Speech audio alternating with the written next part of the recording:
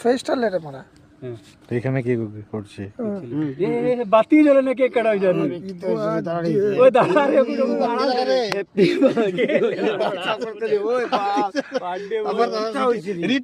জ্বলেন না কেন রে কম দামি আছে মুন্না কম দামি আছে ইগো অপুর লাগে জ্বলেন যার লাইটার আছে ওটা ভালো হতো।